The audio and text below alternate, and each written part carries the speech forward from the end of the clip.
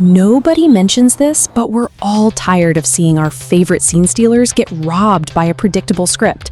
So today, we're demanding justice for 13 hot but underrated actors who have spent way too long being everyone's backup crush, including with the one actor you've been begging me to feature in every single comment section. 13.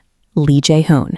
There's a specific kind of actor who can look like a soft, sleepy puppy in one frame and then make your blood run cold in the next. And Je-hoon does that better than almost anyone. Most people found him through Taxi Driver, and look, that black jacket alone could carry a drama. But that's not even close to the full picture. He's been delivering quietly devastating performances for years, and we've been sleeping on it. Go back and watch Signal. Watch the way he holds that walkie-talkie, the desperation in his hands, not just his face. And then, and I cannot stress this enough, watch Move to Heaven. I paused the third episode just to breathe. He plays a rough ex-con with so much layered history in every look, and the growth he shows across that series is the kind of thing that reminds you why you fell in love with K-dramas in the first place. He's not the action guy. He's so much more than that. The fact that he's not on every magazine cover is something I think about more than I should.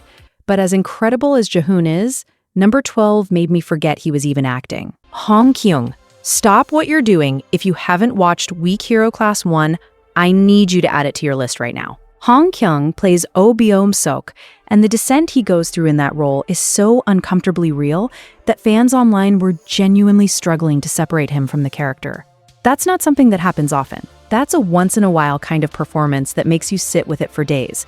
And here's the thing, he's a total cinephile in real life. He treats every role like a piece of art, and you can feel it. He was charming and warm in Hear Me, then flipped completely into a gritty detective in Revenant, and none of it felt like a stretch. He just disappears into whatever he's doing. There were moments in Weak Hero where the tension got so thick I had to look away from the screen, but I never looked away when he was on it. He's going to be legendary. We're just lucky enough to be watching early.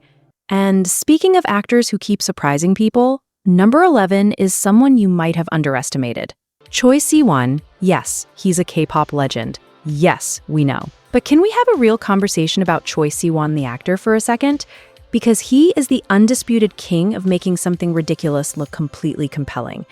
And that is a skill that most people don't respect enough. In She Was Pretty, he was the second lead that a huge chunk of the audience actually wanted the protagonist to choose. The beard, the goofy faces, the way he made loud and over-the-top feel warm instead of exhausting. It shouldn't have worked. It absolutely worked, but then flipped to Bloodhounds, and the idol switch is completely off. He's playing a spoiled, terrifying chaebol, and there's no wink at the camera, no charm being deployed. It's cold, and it's controlled. He can hold that range without it feeling forced, and that's rarer than we admit. DNA Lover tested my patience with the plot. I'll be upfront about that, but Si-wan's full commitment to every scene kept me watching. He's consistently funny, he's consistently magnetic, and he is way, way more versatile than his reputation gives him credit for. But number 10, he's been building something quietly, and it's starting to demand attention. Hwang Min-hyun. Min-hyun has this nation's prince quality that feels almost classical, like he stepped out of a period painting. And for a while, that image kind of followed him around. But he's more interesting than the label, and Alchemy of Souls was the proof. As Seo-yeol, he had this quiet intensity that didn't need volume to land. That secret room scene, I'm not going to tell you how many times I rewatched it. I'll just say it was more than twice. What I find genuinely compelling about him is that he's actively pushing against the pretty boy comfort zone. Hidden Side as a solo debut was darker than anyone expected, and he leaned into it. My Lovely Liar showed he could carry romantic tension with real subtlety. Some people read his style as reserved, but I'd call it precise. He's not underplaying, he's choosing exactly how much to give you. And then you see him in those alchemy action sequences and realize that his sword work is actually sharp. For someone who came up as an idol, that kind of discipline shows. And if you thought the underrated label was starting to make sense, number 9 is proof of how long the industry can take to catch up. Kyung. Let me just say it. It is a genuine injustice that Kyung spent a decade being everyone's favorite funny sidekick before anyone handed him the material he deserved. We all adored him as the boss in Extraordinary Attorney Woo. He was basically the internet's dad for a few solid months, He has this grounded, natural presence that makes every scene feel like an actual conversation. He's the kind of actor who makes everyone around him look better, which is its own incredible skill. And then the uncanny counter to happened. He showed up as a tattooed, ruthless villain, and I nearly dropped my remote. My brain couldn't process it at first. I was so used to him as the mentor, the supporter, the warm presence, and suddenly he was that. The switch was total. If Queen of Divorce is on your radar, watch it. He finally gets the lead, finally gets the girl, and it is deeply satisfying in a way that feels like the industry is apologizing for taking so long. We deserved this sooner. He deserved this sooner. If you think this list is strong already, just wait until the top 5, because the level these next actors are operating on is something else entirely. Young-kwang, 6'2", former model, and somehow that's still underselling him. Young-kwang is the kind of actor who picks projects that push him somewhere uncomfortable, and it shows. Somebody on Netflix is a psychosexual thriller, dark, slow-burning, unsettling, and he plays a serial killer who uses a dating app. He didn't go big and theatrical with it. He played it hollow, lonely, like something essential was just missing. My skin was crawling the whole time, and I couldn't stop watching. Then he turns around and does Call It Love. Slow, moody, deeply romantic, and those same eyes that felt empty in somebody are suddenly full of this quiet ache that makes you want to reach through the screen. He has this emotional range that lives in his face more than his words, which is a rare thing. He's not afraid to look strange on camera, not afraid to be sad. That kind of fearlessness is exactly what separates a good-looking actor from an actual performer.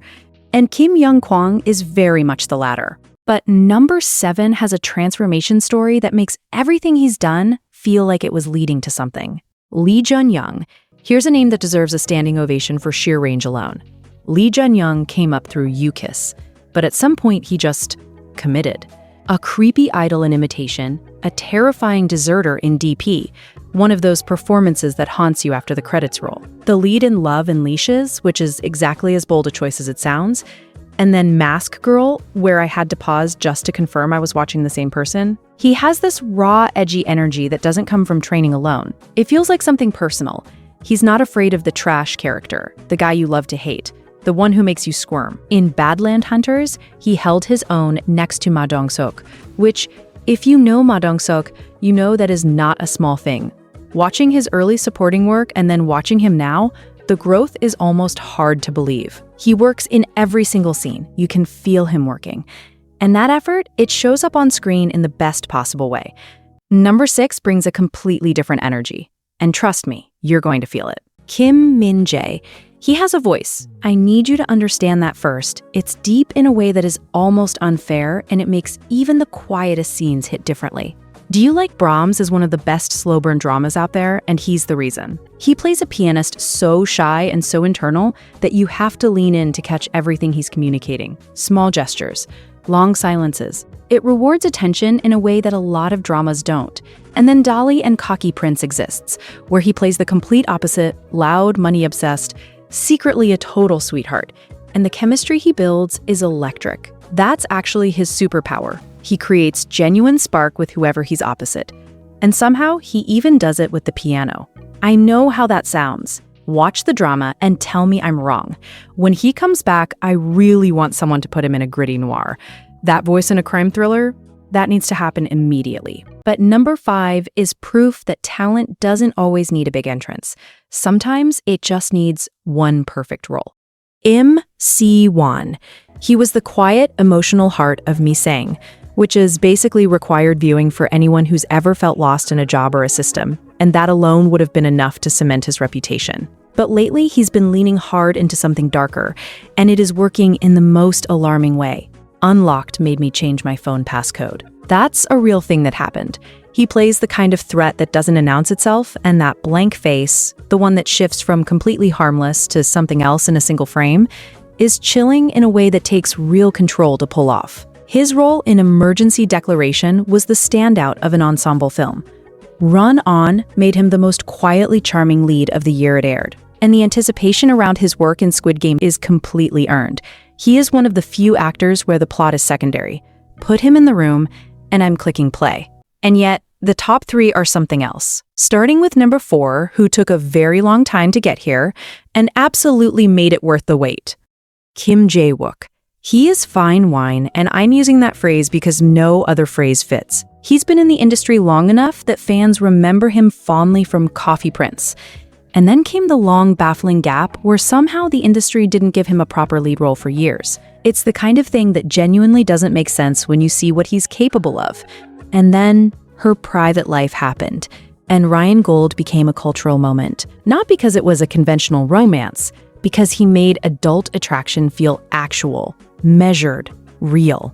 He has this poise that makes you feel underdressed just watching him. But right underneath it is the voice villain, cold and precise, and the guest arc in Death's Game that was one of the highlights of the whole series. He brings a level of craft to everything, even smaller roles, that elevates the entire project around him.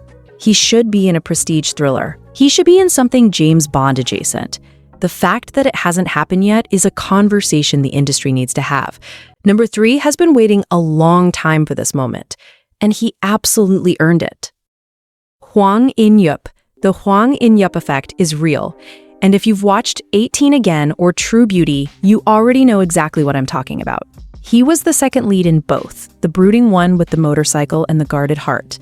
And somehow he had entire comment sections routing for him. That voice, husky, melodic, and those sharp eyes that cut right through whatever scene he's in. He plays high schoolers convincingly enough that most people are genuinely shocked to find out he's in his 30s. He finally stepped into full lead territory with Why Her and Family by Choice, and it has been genuinely satisfying to watch. He carries that same vulnerability into lead roles that made him so magnetic as a second lead. That feeling that he might break a little, even when he's playing the tough guy.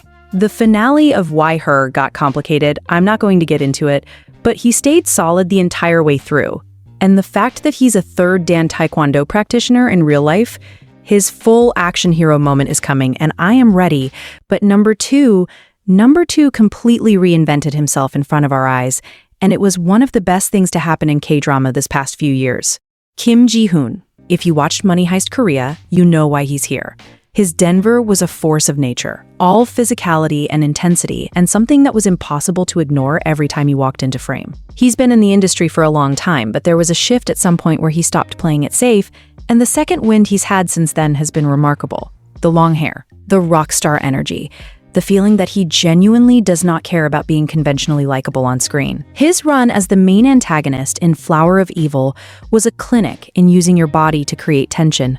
The way he moved, the stillness, the weight of every scene he was in. And then Ballerina, where he plays a villain you despise so completely that it's almost a compliment to his skill. I used to think of him primarily in terms of daily dramas, and that feels like a different era now. He took risks. They paid off. Loudly.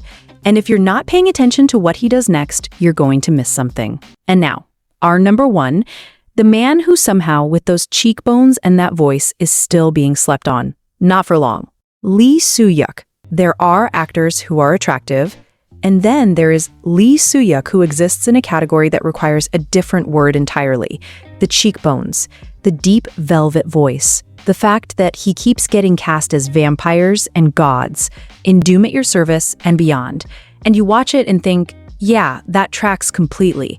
He has this otherworldly quality that the camera cannot get enough of. And directors keep putting him in the second lead or mysterious antagonist slot because he fits so naturally there. But here's what frustrates me.